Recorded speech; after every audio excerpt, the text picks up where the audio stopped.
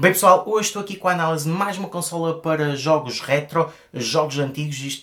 Eu reparei que existe muita gente que gosta deste tipo de assunto, portanto vou tentar aqui desenvolver alguns vídeos à volta destas consolas e trazer-vos cada vez mais conteúdo sobre isto e tentar descobrir aqui às vezes as melhores consolas ou dentro das consolas que existem mais comuns, o que é que pode ser pior ou melhor, para depois vocês poderem saber qual é a consola que é mais indicada para vocês.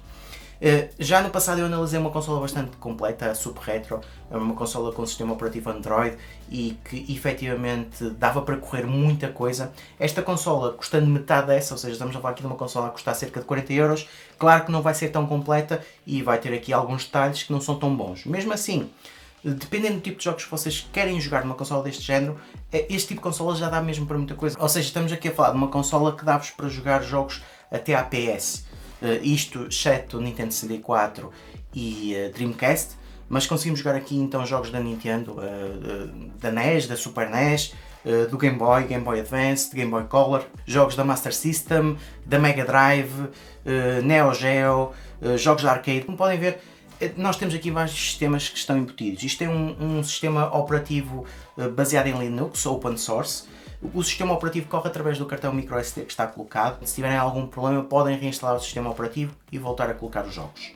Em relação aos jogos, o que é que vocês devem ter em conta? Vocês têm que ter as ROMs. Isto é um sistema que não tem nenhuma loja, como na consola anterior que eu tinha mostrado, mas vem então o sistema operativo, vocês colocam as ROMs nas pastas de cada sistema, depois abrem os emuladores e conseguem jogar. Nesse aspecto, eu até acho que é melhor, porque assim nós podemos procurar nos melhores sítios as ROMs que quisermos, destes jogos mais antigos, vamos colocar e depois vamos conseguir jogar. Em relação ao sistema operativo, eu acho que ele é bastante completo, é um sistema operativo simples de utilizar, simples de perceber.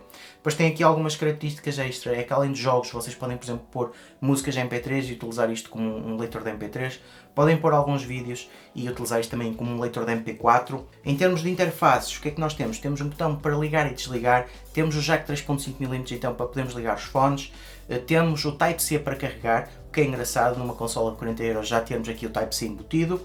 Temos um botão para aumentar e diminuir o volume, temos depois os botões L e R em cima, que nos jogos não servem para muita coisa, servem mais para nós navegarmos na própria consola. Temos então o analógico, que a meu ver é aqui o aspecto mais negativo desta configuração de botões, porque não é muito prático utilizar. E eu só utilizei mesmo o botão direcional para jogar todos os jogos e não consegui quase utilizar o analógico. Depois temos os botões normais, o X, o Y, o A, o B, o Select Start, e depois temos um botão mais e menos também para podermos navegar nos menus, um bocado ao estilo da Nintendo Switch. Em termos práticos, são estas as configurações que vocês têm, a própria consola também tem coluna, conseguem sempre ter aqui algum som. Aqui uma surpresa que eu achei interessante foi quando eu cheguei à altura da bateria, eu abri aqui a tampa de trás e descobri que isto é uma bateria da Nokia, tem uma BP4L. E é engraçado ver como as baterias da Nokia, mesmo hoje em dia, ainda são reutilizadas para outras coisas que não os smartphones da Nokia. E com isto, por exemplo, eu consegui arranjar baterias extra. Eu já aqui em casa tinha baterias da Nokia, apesar de só ter comprado a consola com uma bateria, eu já tenho mais 3 baterias para não me preocupar realmente com a parte da jogabilidade e da bateria acabar e ter que pôr a carregar. Em relação à bateria, vocês têm que ter em conta que vos vai durar para cerca de 4 horas de jogabilidade. Em relação ao display, temos um display então de 3 polegadas, em termos de resolução é 320 por 240, ou seja, é uma resolução relativamente baixa, isto porque também temos um processador Allwinner que não é o processador mais potente. Eles, para fazerem a consola mais barata, também tiveram que baixar aqui um bocado em relação às características que a própria consola suporta. Em relação à qualidade em geral da consola, é uma qualidade aceitável. É claro que a Super Retro que eu analisei no passado tem uma qualidade muito melhor, mas dentro da qualidade esperada para uma consola de 40€ eu acho que não está assim muito má. Agora, em relação à jogabilidade, o que é que vocês devem ter em conta? O que eu reparei é que a maior parte dos jogos de Nintendo, de Game Boy, de arcade funcionam perfeitamente. É claro que às vezes podemos ter que mudar ali as definições em relação aos frames em alguns jogos que puxem mais, para não termos tantos problemas com alguns jogos, mas em se calhar 80, 90% dos jogos vocês não vão notar aqui nenhum stress. O único aspecto que eu não aconselho esta consola é se vocês estiverem a pensar comprar esta consola exclusivamente para jogar jogos da PlayStation. Nesse caso eu reparei que em alguns jogos que puxem mais pelo processador, a consola fica mais lenta, ou seja, o jogo parece que corre mais devagar. Nesse aspecto, foi o único sistema de emulação que eu reparei que ele não fica assim tão perfeito. Em relação aos outros todos, de Neo Geo, de arcade, de NES, Super NES, Game Boy, nesse aspecto a consola é espetacular, eu acho que serve perfeitamente. Tem que ter em conta é que o analógico não vai ser assim tão funcional e vão ter que utilizar só a tecla direcional para andarem a experimentar nos jogos. E eu tive aqui a ajuda dos meus filhos que andaram a testar também estas consolas, especialmente Pokémon no Game Boy Advance, e não tiveram aqui nenhum problema, adaptaram-se bem, e mesmo sendo aqui jogos já muito antigos, jogos que até são antes deles terem nascido, eles, como são jogos de Pokémon, até acharam interessante e até experimentam e estão a jogar e querem evoluir os Pokémons, e a consola mostrou-se capaz de dar para isso. E com isto nós depois também podemos arranjar outras ROMs, podemos ir instalando outras ROMs. Em relação às ROMs, o que vocês têm que fazer é tirar o cartão microSD, colocar no computador, passar para lá os ficheiros da ROM, voltar a colocar o microSD e continuar a jogar e aceder aos emuladores corretos. Em relação a isto, eu acho que a consola está muito interessante, tem efetivamente aqui alguns defeitos que não a tornam melhor, mas isso também tem a ver com o preço. Agora, para quem não é muito exigente, quer aqui se calhar mais jogos de Game Boy, jogos de arcade, em que realmente estas teclas principais são as que interessam, não vão ter aqui nenhum problema.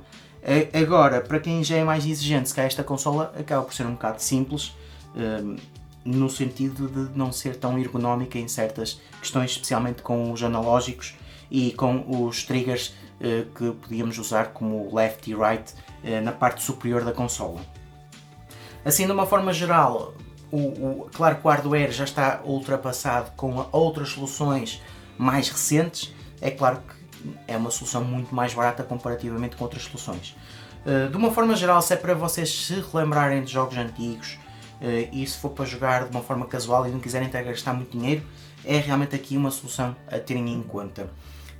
Aqui a questão que vocês devem também ter em conta é que isto, pelo menos eu não consegui ligar gamepads externos através do Type-C, porque a consola não tem ligação então Wi-Fi, não tem ligação Bluetooth e também não tem ligação para a televisão. Portanto, é mesmo uma consola portátil para vocês utilizarem e levarem para qualquer lado.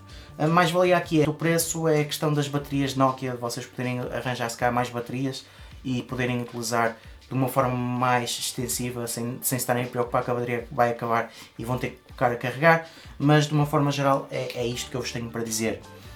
Tenho ficado aqui surpreendido com estas consolas, porque a primeira consola que eu testei era daquelas consolas em que traz os jogos já pré-instalados, com 400 jogos ou 600 jogos, e são daqueles jogos mais simples.